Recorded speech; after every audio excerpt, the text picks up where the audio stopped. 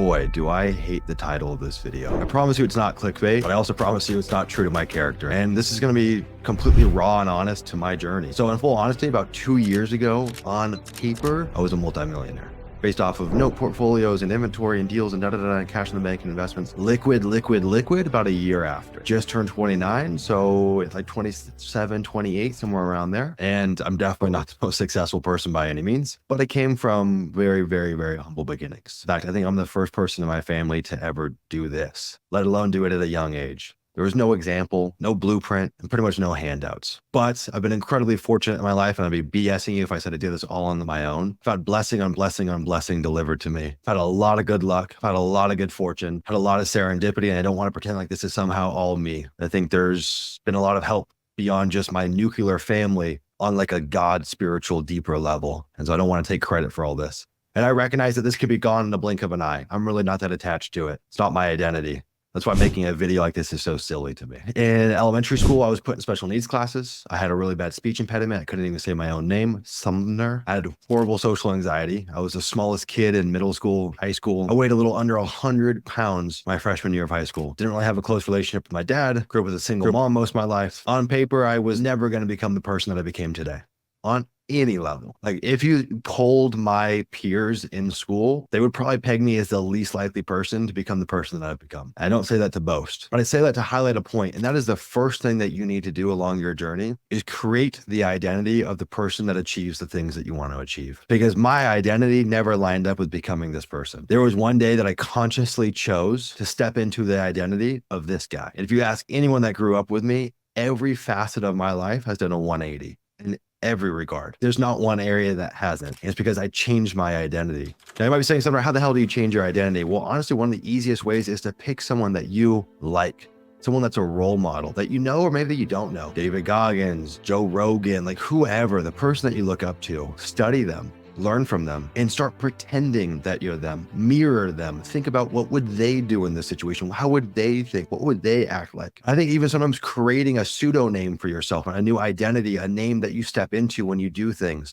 For example, when you show up to work, maybe you're Sumner Goggins or Savage Sumner or whatever, you step into this new identity. One of the things that I have done and continue to do is I try on new identities, and I try on new identities by trying things. As in, what does it feel like to stay in a $10 million house? I have no idea. Maybe I go and rent an Airbnb and try that, you know? What does it feel like to drive a supercar? Go rent one for the weekend. What does it feel like to be around high-level people? Go get in the right room and see what that feels like. And so not only do you want to make this mental switch, I also want to start experimenting and trying these things on in my life. And you can do it in a really low commitment way. You don't need to go buy a $10 million house to figure out that's what you want to do. That's the identity. Just step into it. Just try it. Go rent it for a day. And I just found that to be so powerful. So whoever it is that you look up to, step into that. Try that on, both physically and mentally. And when it comes to doing the thing that you're not currently doing that you know you need to do, create an alter ego, a new identity around that thing. Maybe you want to go to the gym. Maybe you're a girl who wants to start working out. Call yourself Bad B Gym Baddie or Muscle Mommy or whatever. Like step into that identity to try it on when you go and do that thing. The second point that I think propelled me forward is anxiety and a deep, deep sense of lack. Now, no one will tell you that. It's not motivational. It's not aspirational, but I was so anxious that I wouldn't become something. I was so anxious that this would stay my reality forever. I had so much fear that I was willing to run as fast as I possibly could away from the thing that I thought I might become. A lot of you guys don't have that level of urgency. You've never experienced that. You don't know what it's like to be on the other side and to fear that you might be nothing in every regard, because that's the feedback that you've gotten from the world. And I'm not saying I didn't have love in my life, but I came home every single day of elementary school and cried. I had pretty much no friends. Except one, shout out Mitchell. I couldn't speak in class. I had such bad speech impediments. I didn't know how to make friends. Like I had such a fear that I'd be stuck there forever. And there felt like this deep sense of lack in my life. And I'm not saying that this is a good thing, but I tried to fill that void by becoming successful, by becoming the person that I wanted to become. And I'm not going to pretend like that absolutely fixed everything in my life. I'd be lying to you if I said it did. And I'm not saying that this is the right way to deal with your problems, but I see so many people out there that think they want to become successful. They don't know what it means to run. They don't know what it means to have this deep sense of lack in their life that they might be stuck here forever. And I don't know how you create that, but I'm just saying that's the honest truth. And that has served me almost more than anything else in my life. Now, the beautiful thing is I think a lot of that started to dissipate. And I think my motivation has become more running towards something, running towards a vision, and less running away from something. But in the beginning, that fear, that running away was the ultimate rocket fuel to my success. And that brings me to point number 3, which kind of ties into point number 1. You need a level of delusional optimism. You need to be so stupid to think that somehow you could change your life. Somehow what you are today has nothing to do with who you can become tomorrow. That's delusional, because in a lot of cases, if you're a guy like me or a gal like me, like you started in a place where you had no positive feedback. There was nothing to tell you that somehow this was possible. So how did someone that has no feedback from the world, that doesn't have the current identity to do the thing, convince themselves that they can do the thing? You've got to be slightly delusional. And you're so used to following rules, you're so used to following orders, to asking when you can use the bathroom, from getting permission from this and that you've lost that sense of wonder in yourself. You've lost that sense of delusional self-belief. We've been conditioned to be these little yes people, these little worker bees that have to ask permission to do anything in life. They kick that sense of deep self-belief and wonder and what if out of you. And from a very, very young age. I mean, how crazy is it that in school, you have to ask to even use the bathroom? You have no self-agency. And through that, it starts to rid yourself of any level of self-belief. And self-belief is the gateway to this sense of I can do anything. Now, the good news is that delusional level of self-belief can be attached to an identity that you step into. Hell, maybe you watch this video and say, I'm going to step into my Sumner identity. Sure, do it. All right. Well, I think one of my superpowers is that level of delusional self-belief. Has it got me into trouble before? Hell yeah. Has it been a net positive in my life?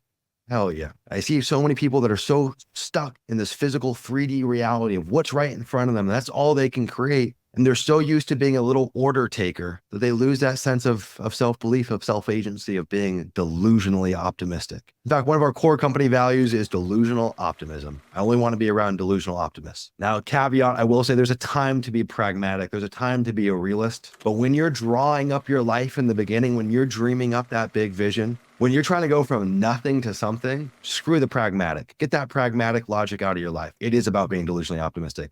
I will say at a certain point in your journey, some of that delusional optimism needs to shrink a little bit, and a level of pragmatism has to come in. A level of being defensive has to come into your business, into your entrepreneurial career. 4, being disgustingly impatient in the short term. Everyone talks about patience. I agree. You don't know when your dream is going to get delivered to you. I always tell people, if you're clear on what you want in life, if you actually have a crystal clear vision to every degree, how you want to wake up in the morning, who you want to wake up next to, where you want to live, what kind of house you want to live in, what kind of body you have, what kind of car you drive, what kind of money you make, what kind of business you want, like that level of clarity, you will get what you want.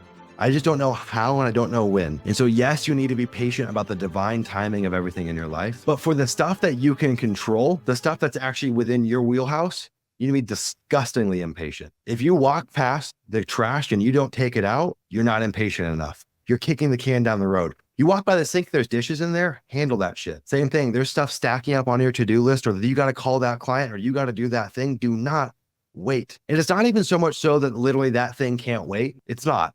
It's because how you do one thing is how you do everything. You've got to build that muscle, that habit of seeing and executing. Again, this is another thing that I see that just bewilders me. People are so effing slow to do things. I mean, by the time it's taking you to do one thing, I've done 10 things. And I'm not saying that doing things is the root of all success. It's certainly not. But in the beginning, when you have no momentum, you have no progress, you need to do some shit. And you sitting around and pondering and overthinking is never going to help you. Rip it, execute, and do that for everything in your life. See someone you want to approach, go approach them. Chore needs to be done, do the chore. You need to pay your taxes, pay your taxes. Like, just do it. And number 5, this should come as no surprise. You need a chip on your shoulder. At least it's been for me. And all I can speak about is my case. Again, I don't have any context for anyone else. I'm not the most successful dude ever, but I have changed my life in a lot of ways, not just financially. So from my experience, having a ginormous chip on my shoulder the size of Montana has served me, because I've always been the kid that couldn't, that can't, that isn't good enough. And so when it comes to anything where there's doubt, whether it's my own doubt or someone else's doubt, I'm a savage. I will die before I fail. I just won't stop. And again, I'm not saying that this is healthy. And I don't think that business or financial success or physical success or any of those things can fill that void. You probably need some therapy. I probably need some therapy. But I'm just speaking to what served me. And I found a commonality. My most successful friends, I don't care about how traumatic their childhood was. Like, trauma is all relative. You could have had the best childhood ever and still have a massive chip on your shoulder. It just doesn't really matter that much. But all my most successful friends all have a chip on their shoulder. Even the people that I don't know that are like still admirable, all have a chip on their shoulder. Again, it doesn't always mean that they had the worst childhood ever, but it's been a commonality. And sometimes I feel like you need to get angry. You need to get pissed off. You need to get mad. It's a really powerful motivator. And I wish that everything in life was motivated by just good, positivity, and love. And I think that's what we should work towards. I'm not going to pretend like love isn't the highest form of emotional expression, or the most important thing that we can operate from. But goddamn, is it hard to start there. In fact, the people that I see that are bubbling over with that, they never move past step one. And so I think, in my little personal worldview, you start with a lot of anger. You're not running towards, you're running from. You're pissed off, you're angry, and you just execute like a savage. And you do that for 2, 3, 4, 5 years. And then you get to a point where that no longer serves you. And then you level up. You move from this anger, this pissed offness, this anxiety, to a place of love, to satisfaction, to gratitude. And that's the level up that takes you to level 10, in my opinion. But to go from 0 to 1, like when you've got no momentum, there's an idea in startups called escape velocity. When we're trying to go and get a SpaceX rocket out of orbit, it's really hard. Like it's incredibly hard. In fact, it's so hard that they say it's like borderline impossible. It's almost a sign of God that we have just enough resources and the capabilities to somehow get a rocket through our atmosphere, because it's like 1% away from being impossible. So I've heard. And that's why if we ever want to make it to Mars, we first have to create a base on the moon, because you can't go send a rocket out of orbit and then go to Mars. It just takes too much to get out of orbit. It's kind of like the same thing in your life. To get that escape velocity, you need a different level of savagery. But the cool thing is, once you make it to your proverbial moon base, the moon has no atmosphere. So to leave the moon is pretty easy. And actually get to the moon, to Mars, I don't think it's that hard. I don't know. What am I talking about? But I think it's pretty straightforward. It's actually just getting from here to the moon and landing there that I think is the most difficult part of that equation, as well as probably landing on Mars. It's probably pretty effing hard. Yeah, what do I know? So I'm not saying you need to be this angry POS your whole entire life to be successful. I'm not trying to say that. I'm not that anymore. But goddamn, did it serve me in my life. So I hope this helps. I have no idea if there's anything that you can implement here, but this is my story. Again, I apologize for the horrible title. Such is life. Maybe it gets you to click on it. Maybe this helps you. So maybe it was all worth it. I don't know.